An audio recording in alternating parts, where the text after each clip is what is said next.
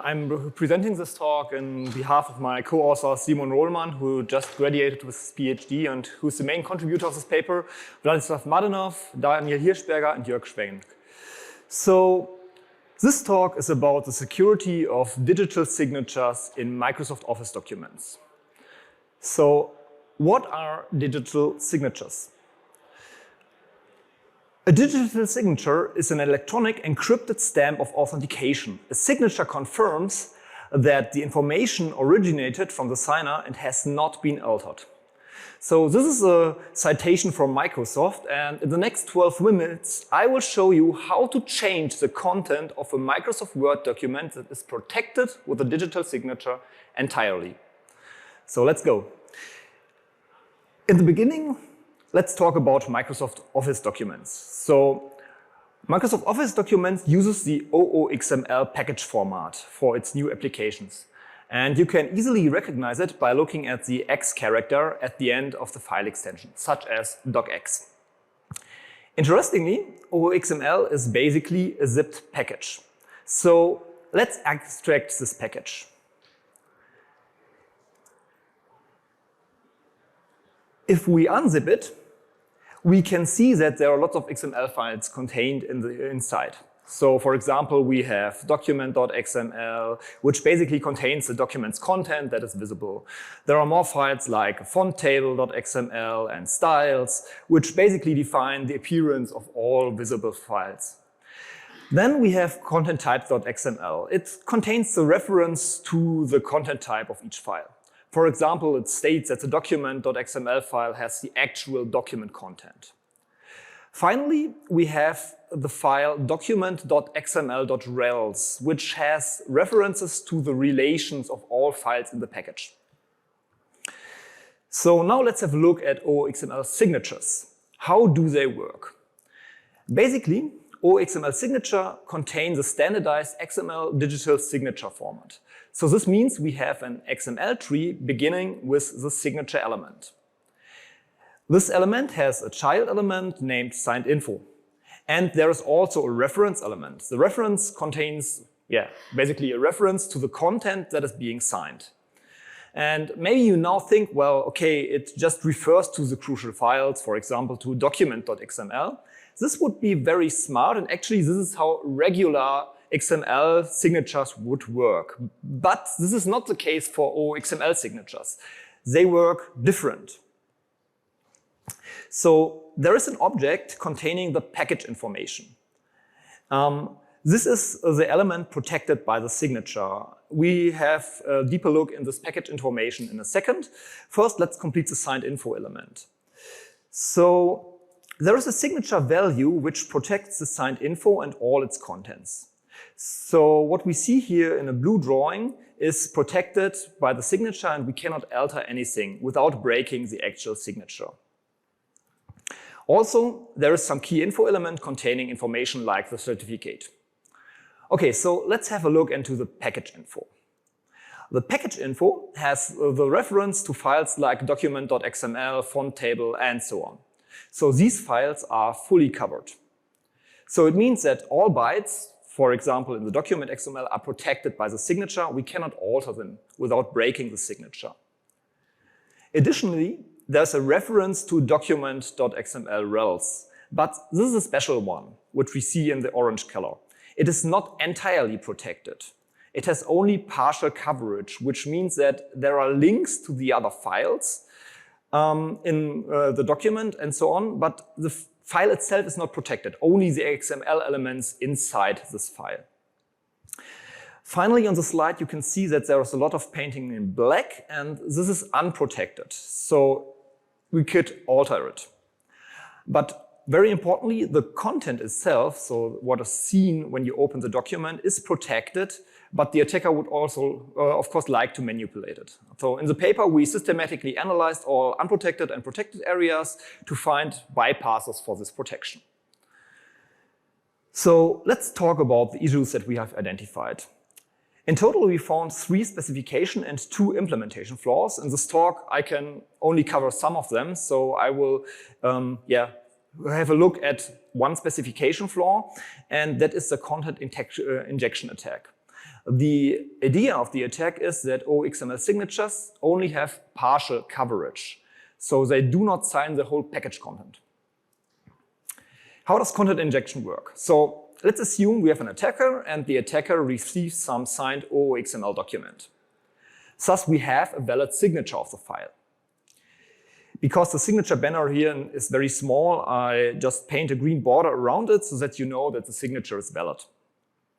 Okay, the attacker's goal now is to change this document's content to a different one.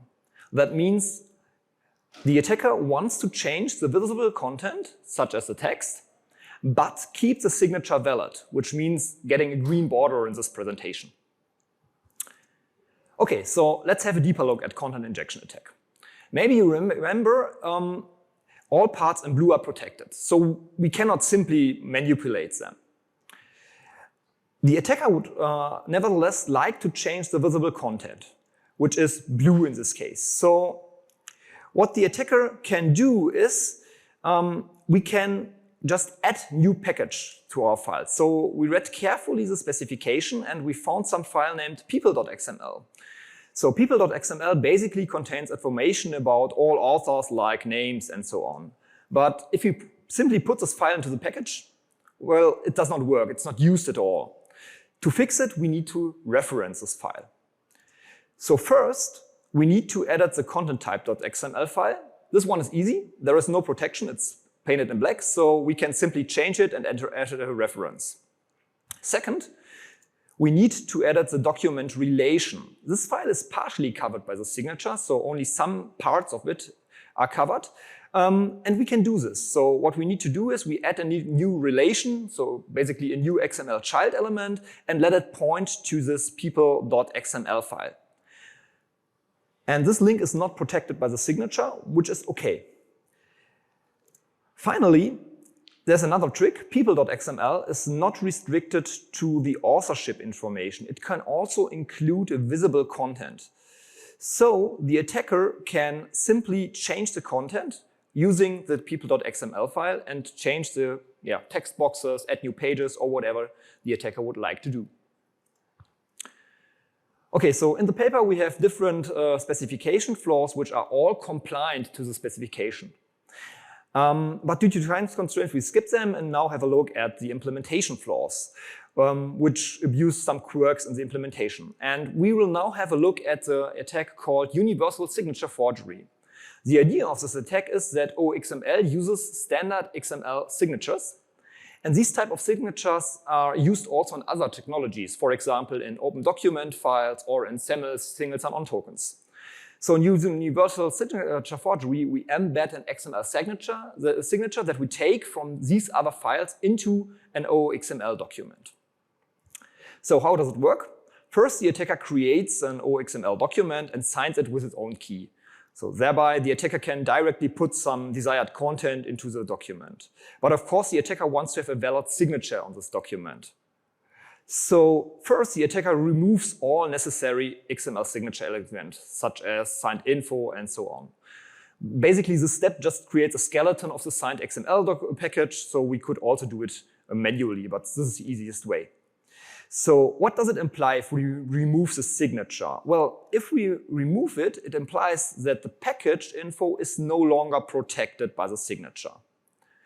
But the package info contains all links to all crucial files like document.xml and the relation. So these files are also unprotected and we turned them into a black drawing here. Okay, there's one problem left. There is no signature. We need a signature. So the document validation would fail. How can we fix it? We can use an XML signature from a different source. So for example, maybe we have some ODF document or we have a SAML token. And we use the XML signature to extract the necessary information such as signed info, reference, and so on. And we place it in the correct position in the OOXML package. And we also need to add the actual ODF content into this document. So this works because the validation process is only ODF-related parts. So if we see the validation here, it does not touch any specific OOXML content, and this means that the signature is valid and turned into green. So in universal signature forgery, we could now universally change any visible content since the signature itself does not protect the content. Okay, so let's have a look at the evaluation results and see which validators are broken. So in our evaluation, we first identified applications supporting OOXML signatures. These are, of course, Microsoft Office, and there's also OnlyOffice Desktop. So for example, there's also LibreOffice, but it does not support OOXML signatures. We then installed different, all currently maintained versions that we had during the time of the evaluation, and we also used variants of different operation systems for Windows, macOS, and Linux.